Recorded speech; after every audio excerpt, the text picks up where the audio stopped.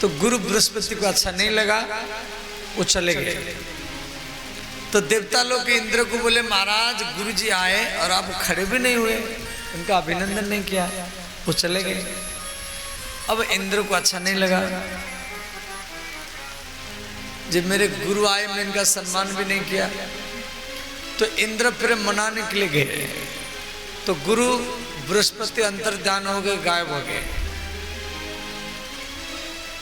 तो इंद्र ने क्या किया, त्वष्टा के पुत्र विश्वरूप को गुरु मान करके उनसे नारायण कवच प्राप्त किया। नारायण कवच का मूल मंत्र है ओम विष्णवे नमः, ओम विष्णवे नमः। और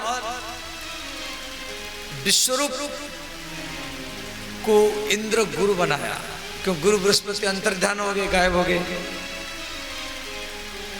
तो विश्वरूप के पिता ब्राह्मण है और मां राक्षसी है,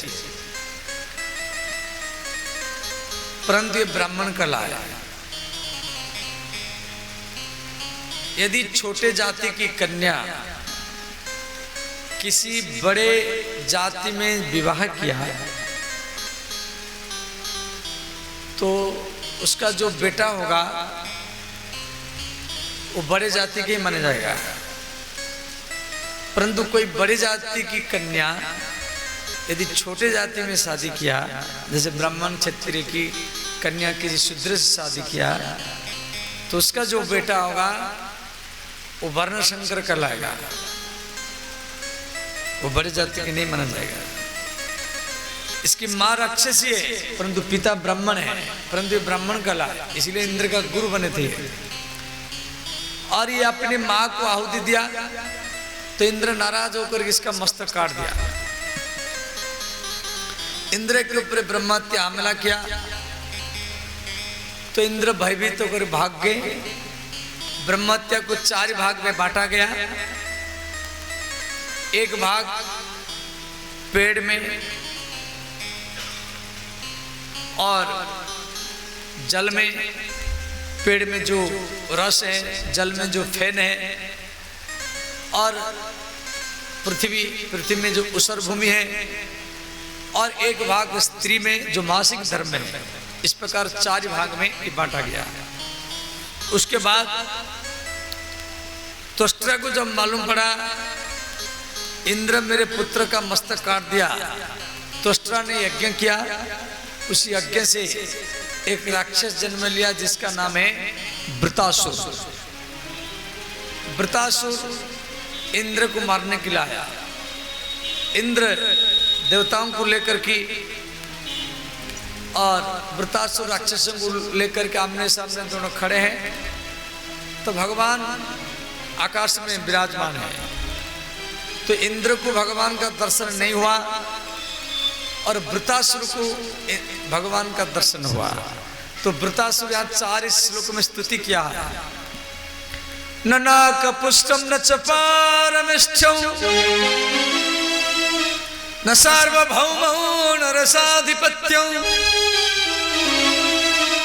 ये श्लोक का अर्थ है जो भगवान के भक्त होते हैं उनको कोई पद प्रतिष्ठा की लालसा नहीं होती है। न नाकपुष्टम, नाकपुष्टम माने इंद्र। वृतासुर कह रहा है भगवान मुझे इंद्र पद नहीं चाहिए। न च पारमेष्ठम, पारमेष्ठ माने ब्रह्मा, मुझे ब्रह्मा पद भी नहीं चाहिए। न सार्वभौमम, संपूर्ण पृथ्वी का सम्राट। ये राष्ट्रपति प्रधानमंत्री तो ये छोटा मोटा पद है। संपूर्ण पृथ्वी का सम्राट पद भी नहीं चाहिए। ना रिद्धि चाहिए ना सिद्धि चाहिए। जैसे कोई साधु चमत्कारी दिखा रहा है, चमत्कारी भी नहीं चाहिए। मैं चमत्कारी दिखाना नहीं चाहता। जो भगवान के भक्त होते हैं ना उनको इंद्र पद चाहिए, ना ब्रह्मा पद चाहिए, ना कोई पृथ्वी का सम्राट पद चाहिए, ना रिद्धि चाहिए, ना सिद्धि चाहिए। उनको तो केवल भागवत कथा ही चाहिए और कुछ नहीं चाहिए। दूसरा श्लोक, भगवान दासानुदासो अभितासी भूयः। आप मुझे कोई बिल्ली बना दीजिए, कुत्ता बना दीजिए, परंतु वहीं के कुत्ता बनाइए जहां पर आपकी भागवत कथा हो। भागवत पंडाल में प्रसाद बटेगा, जो प्रसाद जमीन पर गिरेगा और मैं कुत्ता के रूप में प्रसाद को चाट कर ये खा लूंगा तो भी मेरा सदगति हो जाएगा। ऐसे ये 4 श्लोक में स्तुति किया है।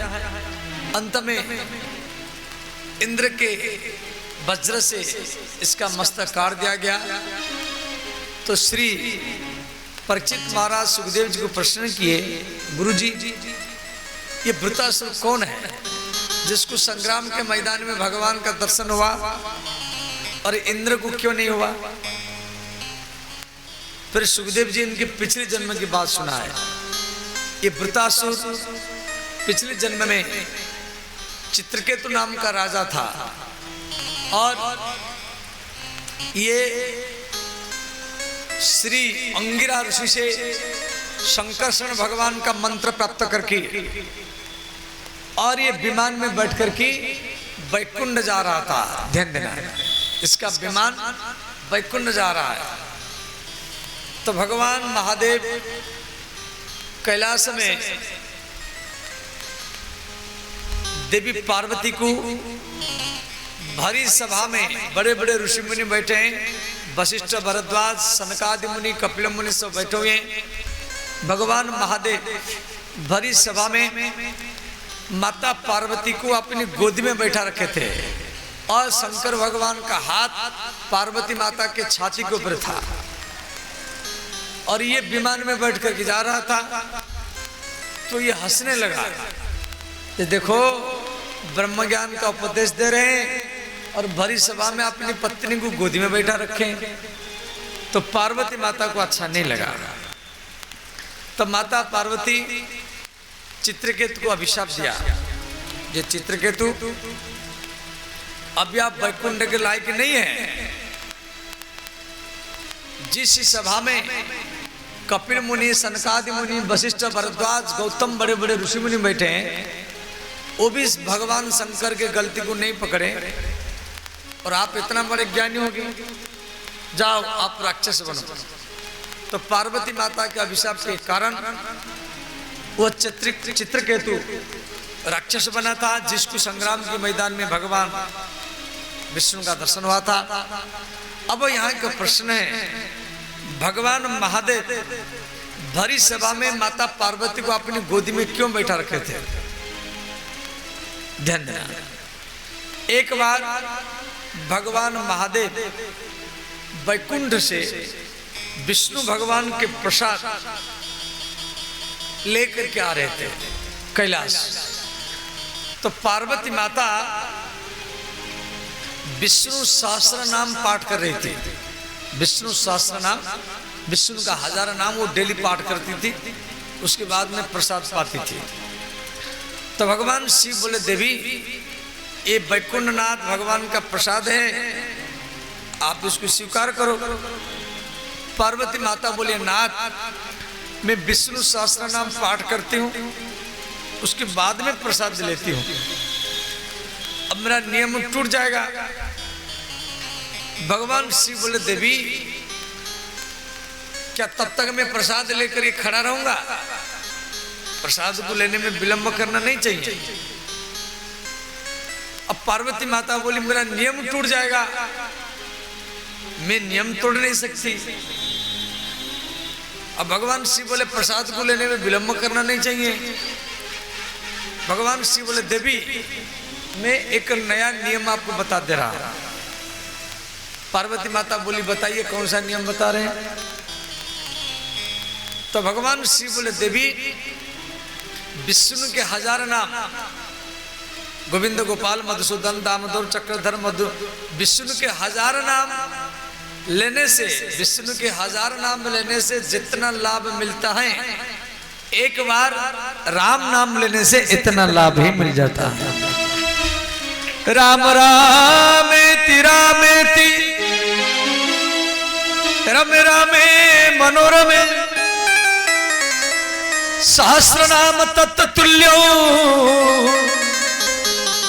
राम नाम वरानने। ध्यान देना, इस श्लोक का अर्थ क्या है? सहस्र नाम तत्तुल्यम, सहस्र माने हजार, विष्णु के हजार नाम, तत्तुल्यम, तुल्यम माने बराबर, विष्णु के हजार नाम बराबर राम नाम। राम रामेति रामेति रमे रामे मनोरमे, हे मनोरमे, मनोरमे माने पार्वती, आप एक बार राम नाम लीजिए, विष्णु का हजार नाम पाठ करने का लाभ मिल जाएगा। पार्वती माता पूर्ण श्रद्धा के साथ राम राम बोल करके वो प्रसाद को पा लिया। देखो, राम हमारी जीवन की प्राण है, राम हमारी अभिनंदन है, सुबह का प्रणाम है, और राम हमारी आत्मा है। तो भगवान शिव पार्वती के ऊपर प्रसन्न हो गए। शिव जी मन में सोचे कि पार्वती के अंदर में ये सोच नहीं आया कि मेरे पति मुझे बहका करके मेरा नियम तोड़ दिए और मुझे प्रसाद पवा दिए, ऐसा सोच नहीं आया। वो पूर्ण श्रद्धा के साथ मेरा बात माना, तो भगवान शिव प्रसन्न होकर के भारी सभा में पार्वती माता को अपनी गोदी में बैठाया, प्रसन्न होकर के, और गोदी में तो बैठा है, और उसके बाद में धीरे धीरे धीरे धीरे भगवान शिव पार्वती को अपने शरीर में मिला दिया। माने आधा भाग शिव और आधा भाग पार्वती। शिव जी के नया अवतार हुआ अर्धनारीश्वर। बोले श्री अर्धनारीश्वर भगवान की जय। अर्धनारीश्वर अवतार समझ गए, माने आधा भाग पार्वती और आधा भाग शिव। बाएं पैर पार्वती माता का है, दाएं पैर शिव जी का है। बाएं पैर में पार्वती माता की साड़ी है और दाएं पैर में बाघ की चमड़ा है। बाएं हाथ पार्वती का जिसमें चूड़ी है और मेहंदी लगा हुआ है। दाएं हाथ शिव जी का है जो त्रिशूल है और डमरू है। ऐसे बाएं पेट दाएं पेट, बाएं छाती दाएं छाती, और मस्तक में बाएं आंख पार्वती का, दाएं आंख शिव जी का, बाएं कान पार्वती का जिसमें कुंडल है, सोने की कुंडल, और दाएं कान शिव जी का ये बिच्छू लटका हुआ है। होठ, बाएं होठ पार्वती का, दाएं होठ शिव जी का। पीठ भी बाएं पीठ पार्वती का, दाएं पीठ शिव जी का। मस्तक, बाएं मस्तक पार्वती का जिसमें सिंदूर भरा हुआ है, लंबे लंबे केस हैं, और दाएं मस्तक भगवान महादेव का जिसमें लंबा लंबा जटा है। भगवान शिव और पार्वती ये जो रूप बनाए समाज में और भरी सभा में क्यों बनाए, क्या कारण था, इसका उद्देश्य क्या था? इसका उद्देश्य ये था कि कोई भी स्त्री पुरुष के बिना आधा है, और कोई भी पुरुष स्त्री के बिना आधा है। और एक स्त्री का मन सहज में पुरुष की ओर भागेगा। वो कोई भी योनि में हो, कीट हो, पतंग हो, छिपकली हो, सांप हो, जो भी हो, किसी भी स्त्री का मन सहज में पुरुष की ओर जाएगा, और कोई भी पुरुष का मन सहज में स्त्री की ओर जाएगा। और दोनों पति पत्नी यदि एक साथ में हो तो दोनों का मन भगवान की ओर ही जाएगा। इसी कारण कोई भी यज्ञ अनुष्ठान होता है, पति पत्नी के साथ बैठना पड़ता है। और हमारा सनातन धर्म के रीति रिवाज के अनुसार वो जो आधा आधा शरीर है, माता पिता के माध्यम में विवाह प्रक्रिया के द्वारा उनको एक कर दिया जाता है। योग समत्वम योग उच्यते। और माता पिता के संजोग से आपका ही जन्म हुआ है, और पति पत्नी दोनों में प्रेम होना चाहिए, एक दूसरे का परिपूरक, एक दूसरे का परिपूरक है। गोस्वामी तुलसीदास जो लिखे सिया राम मैं सब जग जानी, केवल श्यामय नहीं, केवल राममय नहीं, दोनों को देखना पड़ेगा। सिया राम मय सब जग जानी,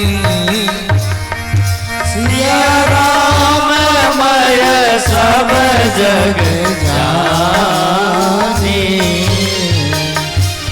सिया राम मय सब जग जानी, सिया राम मय सब जग जानी, करहूं प्रणाम जोरी जुग पानी, करहूं प्रणाम जोरी जुग पाई,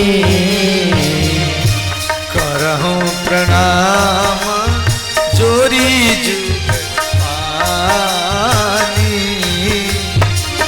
करहूं प्रणाम जोरी जुग पाई।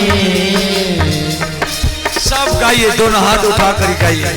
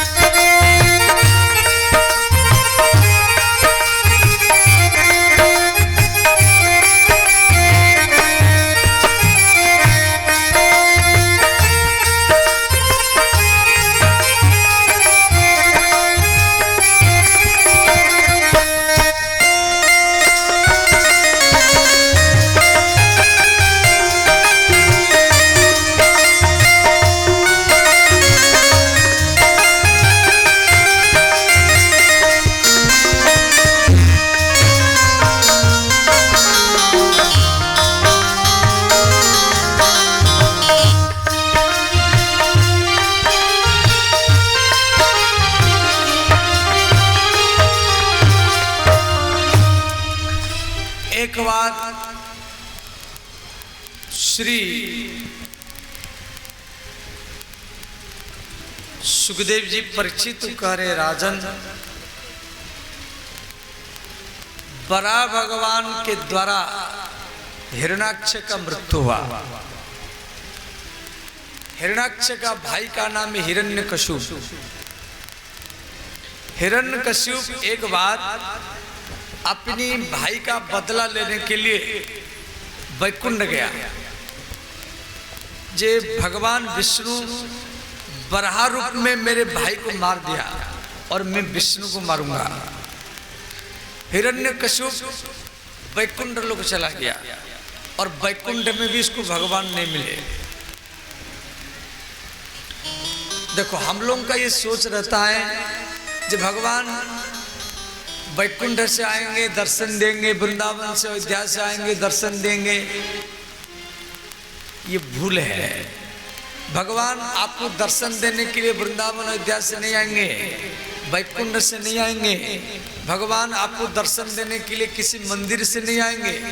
भगवान आपको दर्शन देने के लिए आपके भीतर से ही आपके सामने प्रकट होंगे। और हम हरदम बाहर में ढूंढते रहते हैं और ढूंढते ढूंढते जिंदगी चला जाता है, अंत में भगवान मिलता नहीं है। अब हमको अपने आप में ढूंढना पड़ेगा। कब तक बाहर में ढूंढते रहेंगे? तासम आविर्भूत सौरी सन भवानी शंकरो वंदे श्रद्धा विश्वास रूपिणम याभ्याम बिना न पश्यन्ति स्व अंतस्थ ईश्वरम। अंतस्थ माने भीतर में स्थित ईश्वर, ईश्वर माने भगवान। जैसे दूध में घी है, ध्यान देना, दूध में घी है, घी दिखाई नहीं देता है। ऐसे ही आप में भगवान है, दिखाई नहीं देता है। परंतु दूध से दीपक नहीं जलेगा, दूध से आरती नहीं होगा, दूध से हवन नहीं होगा, उल्टा और आग बुझ जाएगा। तो दूध से घी को कैसे निकालेंगे? ना दूध को गर्म करेंगे, मंथन करेंगे तो घी निकल के आएगा, हवन होगा, आरती होगा। ऐसे आपके भीतर में जो भगवान है वो बाहर कैसे आएगा? जब आप भागवत में, सत्संग में, ध्यान में, जप में, एकांत में अपने आप में श्रद्धा और विश्वास के द्वारा अपने आप को मंथन करने लगेंगे तो आपका भीतर का भगवान आपके सामने आकर ही प्रकट हो जाएगा। या बिना न पश्यन्ति सिद्धा स्व अंतस्थ ईश्वरम। ये बात को तुलसीदास जी रामचरितमानस में लिखे हैं और हम हरदम बाहर में ढूंढते रहते हैं। देखो, श्री वैकुंठ से भगवान, वैकुंठ से हिरण्यकशिपु वापस आ गया पृथ्वी पर। हिरण्यकशिपु का राजधानी था ये पूर्णिया जिला। पूर्णिया जिला जो है ये हिरण्यकशिपु का राजधानी है, जो भागवत की 7वें स्कंद में दिया गया है। तो राक्षस के गुरु शुक्राचार्य, शुक्राचार्य जी हिरण्यकशिपु को बोले तू तपस्या कर और अमर वर प्राप्त कर। तो हिरण्यकशिपु की पत्नी के नाम है क्रयाधु। हिरण्यकशिपु अपनी पत्नी को कहा, देवी आपके गर्भ में एक बालक है, जब ये बालक का जन्म होगा तो आप इसका नाम प्रहलाद रखना, प्रहलाद। इतना कहकर कि हिरण्यकशिपु भागलपुर में तपस्या करने के लिए गया।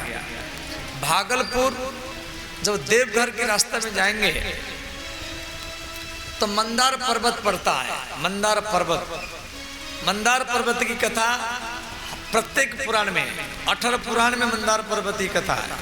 तो उसी मंदार पर्वत के ऊपर में एक हिरण्यकशिपु का गुफा है, कभी आप जाके देखना। वहां भी हम 3 बार कथा किए हैं और हम स्वयं देखे हैं, ध्यान देना। और तो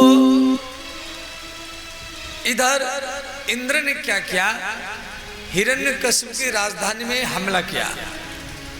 देवी क्रयाधु को बंदी बना करके आकाश मार्ग में ले रहा था। रास्ता में नारद जी मिले तो नारद जी बोले इंद्र कहाँ लेकर के जा रहा है? इंद्र ने कहा गुरुजी इसकी गर्भ में शत्रु का बालक है, इसको मैं मारूंगा। नारद जी बोले नहीं नहीं नहीं, इसकी गर्भ में भगवान का भक्त है और इसी के कारण ही हिरण्यकशिपु मरेगा। तो इंद्र प्रसन्न होकर के छोड़ दिया। तो नारद जी क्रयाधु को ला करके एक आश्रम में रखे और वहीं पर नारद जी क्रयाधु को भागवत कथा सुनाए। और माँ के गर्भ में रह करके प्रहलाद जी वो भी भागवत कथा सुने, क्यों गर्भ में जल्दी संस्कार पड़ता है। और अंत में अभिजीत मुहूर्त में श्री प्रहलाद जी का जन्म हुआ। बोले श्री प्रहलाद जी महाराज की जय, क्रयाधु माता की